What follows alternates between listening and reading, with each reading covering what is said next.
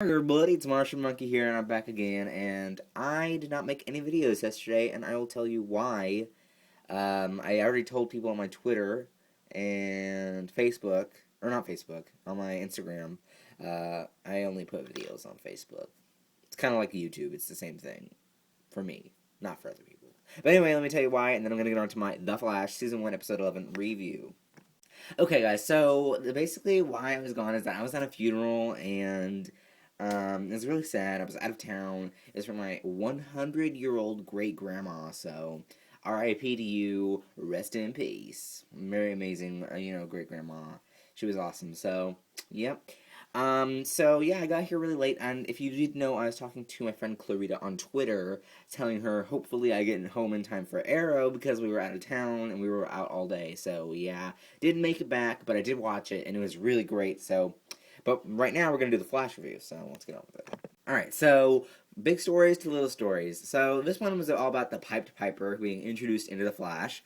So first off, from episode 10, Rogue's Revenge, you see that those the couple that got off the plane with the painting that they stole, though that couple was Hartley Rathaway's parents, and Hartley Rathaway is the Piped Piper. So makes sense, right? I think so. Alright, so Pied Piper, basically what we're saying here is, someone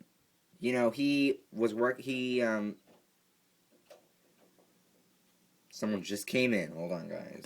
Alright, before I was rudely interrupted, what was I saying? Oh, yeah. So, anyway, Hartley Rathaway was working with his parents. They own Rathaway Industries, which we did see in this episode. Kind of like an Easter eggish thing, but it really wasn't. I don't know. But anyway, he came out to his parents, and then they told him he couldn't have the company, which is, like, really mean. Hashtag support.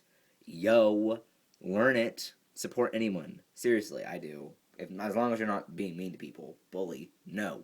Anyway, on track here. So, anyway, he went to work for Star Labs as a physicist instead.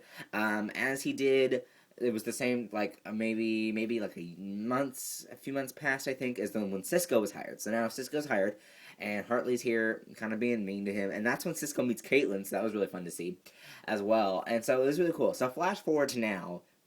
Get it? Flash forward. Anyway, flash forward to now when the Flash started here. Pied Piper blew up Harrison Wells' glass like a boss, and then we saw Harrison's house, which is actually really interesting. I want your house, Harrison Wells. But then it gets on to Eddie and Joe are trying to investigate Mr. Wells here. So yeah, sorry if I'm making you camera sick. But anyway, yeah, it just goes on to make that now that Harrison Wells, we know he's the Reverse Flash. He can run. He can do whatever he wants. We see him flash in, different directions. So now we see that happening. So I had to give that a really good moment. That was a really awesome moment. So A+ to that action sequence when boom, the glass went everywhere and everything, and Harrison was like, whew. Yeah, grade A, thumbs up. Woo! Alright, so we got more stuff to talk about. So Hartley is another part of the story as well. He told, my eyes itching. He told he told Harrison that the particle accelerator may blow up, and Harrison did not listen to him, and that's why the particle accelerator went boom. Yeah, but anyway, he ended up firing Hartley because he didn't want anything to get in his way. He's Harrison Wells, probably because he's from the future and he wanted all this to happen because Barry Allen. And I'm going to talk about him as well in a minute, but there's a lot of stuff. So minor characters, Caitlin didn't have a big role except for the last part when Cisco put Piper in jail. We got to see that he knows everything about, he knows a lot about Ronnie Raymond, so we're going to see that as well. Cisco, same thing, Piper stuff is going to be coming up soon. Iris, so she was in the Central City News now, which is actually kind of funny because Linda Park from the comics, who is going to be on the show in February, I'm so excited. Linda Park is, or has worked there before, so she'll probably work there again, maybe like an Iris meetup or something. But Linda Park will be here, so I'm so excited. Yeah, I'm excited for that as well. But the only reason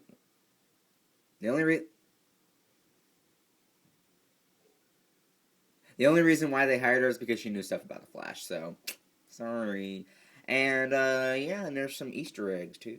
Easter eggs, we did get to hear the Royal Flush Gang. We saw them in the episode. They were actually in Arrow. I think they were in Season 2, maybe Season 1, I don't remember. But they were there. So, yeah, we saw the Royal Flush Gang. That was exciting. And I don't think there's any more major big Easter eggs. Rathaway Industries is kind of like one, but You know what I mean? And so I guess there's not a lot of Easter eggs in this episode, but hopefully more. So updates, and then we're out. Thanks, guys, for watching this episode. If you like this, like and favorite this video. R.I.P. R.I.P. to great grandma up in heaven right now. She was amazing. 100 years old. That's pretty awesome. I want to be 100 years old. And like I said, like and favorite this video. Subscribe. Click here if you'd like to see the Flash review. Talk about all about the Rogues, that one in the last episode. And then Arrow review is coming. I got so mixed up in the schedules because of the funeral, so now I have to do all catch up. No Villain Thursdays, no Hero Fridays, no Monkey Baker, and a Monkey Talk. We're gonna get that back. Monkey Talk edition of what I think of Supergirl on CBS, because they've casted 2 people. They casted Melissa Benoist. I'm going to be talking about that later on in the Monkey Talk. So, thanks, guys, and subscribe, and I'll see you guys later. Bye-bye. Run, Barry, run! That was lame.